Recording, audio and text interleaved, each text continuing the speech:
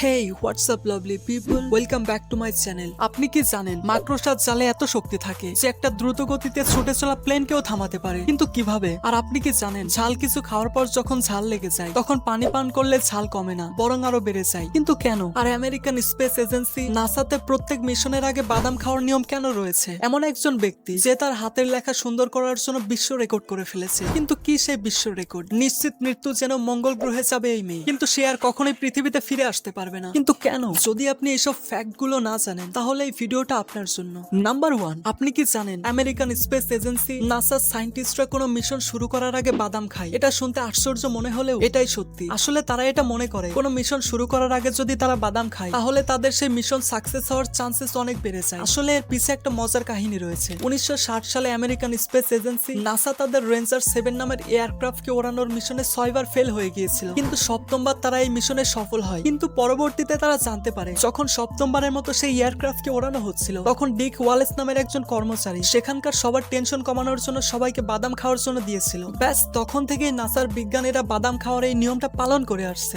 Number 2, বন্ধুরা, আমরা সবাই যখন ঘুমিয়ে যাই তখন আমরা বিভিন্ন ধরনের স্বপ্ন দেখে থাকি। কিছু ভালো স্বপ্ন দেখে থাকি, আবার কিছু ভয়ঙ্কর স্বপ্ন দেখে থাকি। এই সকল স্বপ্ন দেখার পর আপনি কি কখনো ভেবে দেখেছেন যে অন্ধ মানুষেরা স্বপ্নে কি দেখে? জি হ্যাঁ, আমি সেই সকল লোকেদের কথা বলছি যারা জন্ম থেকেই অন্ধ। যদি না জেনে থাকেন তাহলে আপনাদের উদ্দেশ্যে বলে দিচ্ছি, অন্ধ মানুষেরা স্বপ্নে শুধুমাত্র আওয়াজ শুনতে পায়, কেননা এই পৃথিবী দেখতে কেমন এটা তারা জানে না। কিন্তু যদি কোনো ব্যক্তি কোনো অ্যাক্সিডেন্টের ফলে অন্ধ হয়ে যায় তাহলে সে আমাদের মতো সাধারণ স্বপ্ন দেখবে, যেটা আপনি দেখি। তো এই ফ্যাক্টটা আপনার কেমন লেগেছে কমেন্টে জানাবেন। নাম্বার 3, আপনি কি জানেন একজন মানুষ তার হাতের লেখা সুন্দর করার জন্য অনেক সুন্দর একটা বিশ্ব রেকর্ড বানিয়ে ফেলেছে? আমি কথা বলছি নর্থ কাশ্মীরে অবস্থিত বান্দিপাড়া নামের গ্রামে বাস করা মোস্তফা ইবনে জামিলের কথা। 27 বছরের মোস্তফা 14.5 ইঞ্চি চওড়া এবং 500 মিটার লম্বা কাগজের উপর পুরো কুরআন লিখে বিশ্ব রেকর্ড বানিয়েছে। কাগজের উপর কুরআন লেখার এই কাজটা করতে মোস্তফার 7 মাস সময় লেগেছে। মোস্তফা বলে কুরআন লেখার এই চিন্তা ভাবনা তার তখন এসেছে যখন সে তার হাতের লেখা সুন্দর করার জন্য ক্যালিগ্রাফি শুরু করেছিল। সেই সময় সে পেপারের উপর কুরআনের আয়াত লিখতো। তারপর সে ভাবলো যে সে কাগজের উপর পুরো কুরআন লিখবে। এরপর সে তার ভাবনাকে বাস্তবে পরিণত করেছে। এই সুন্দর ফ্যাক্টটা জানার পর আপনি আমার চ্যানেলটা সাবস্ক্রাইব করে দিন।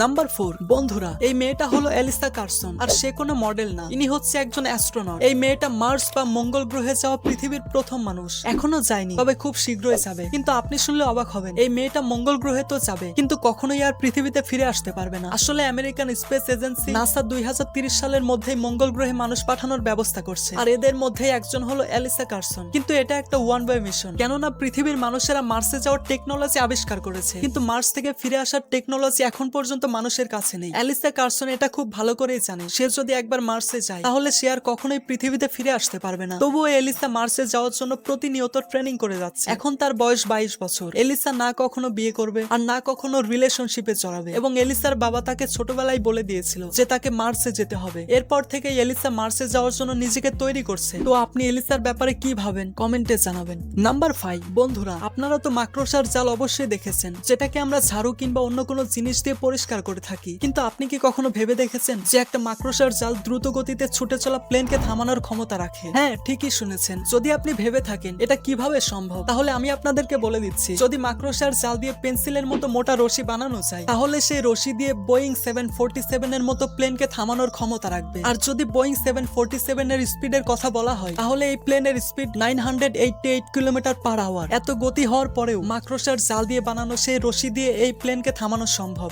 নাম্বার 6, আপনারা অবশ্যই দেখেছেন যখন ঝাল কোনো কিছু খাওয়ার পর মানুষের ঝাল লেগে যায় তখন ঝাল কমানোর জন্য মানুষ পানি পান করে থাকে। কিন্তু আপনাদেরকে বলে দেই, এতে ঝাল কমে না, বরং আরো বেড়ে যায়। হ্যাঁ, ঠিকই শুনেছেন। এখন হয়তো আপনারা ভাবছেন এটা কিভাবে সম্ভব, তাহলে আপনাদের উদ্দেশ্যে বলে দেই, আসলে মরিচে ক্যাপসাসিন নামের পদার্থ থাকে। মূলত এই পদার্থের কারণেই মরিচকে ঝাল বলা হয়। এর জন্য আপনি যখন পানি পান করেন তখন পানি এই পদার্থের সঙ্গে মিলে পুরো শরীরে আর মুখের মধ্যে ছড়িয়ে পড়ে, যার কারণে ঝাল আরো বেড়ে যায়। আর আপনি যদি সত্যি ঝাল কমাতে চান তাহলে আপনি দই খেতে পারেন, যেটা ক্যাপসাসিনের প্রভাবকে কমিয়ে দেয়। এই অসাধারণ ফ্যাক্টের জন্য চ্যানেলটা এখনই সাবস্ক্রাইব করে দিন।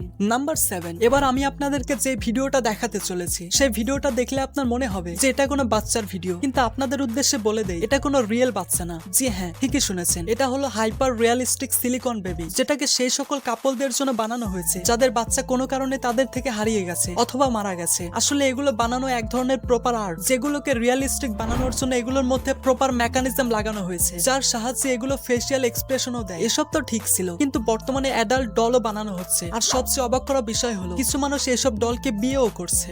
নাম্বার 8, বন্ধুরা, যে কোনো মানুষ এক রাতে 4 থেকে 6টা স্বপ্ন দেখে, মানে হলো পুরো বছরে প্রায় 1560টা স্বপ্ন দেখে। আর এর মধ্যে প্রায় 90% স্বপ্ন আমরা জেগে ওঠার পর ভুলে যাই। কিন্তু আপনি কি জানেন, বেশি স্বপ্ন দেখা কিংবা বেশি স্বপ্ন আসা এগুলো মানুষের আইকিউ লেভেলকে শো করে। মানে হলো যদি কোনো মানুষের বেশি বেশি স্বপ্ন আসে তাহলে এটা তার স্মুথ আইকিউ লেভেলকে শো করে। আর যদি কেউ আপনাকে বলে যে তার স্বপ্ন আসে না, তাহলে এর ডিরেক্ট মানে হলো তার আইকিউ লেভেল কম, এই কারণে সে তার দেখা স্বপ্ন ভুলে গেছে। যদিও এটা বৃদ্ধ মানুষদের ক্ষেত্রে সঠিক না, কেননা তাদের বেশি বেশি স্বপ্ন আসে।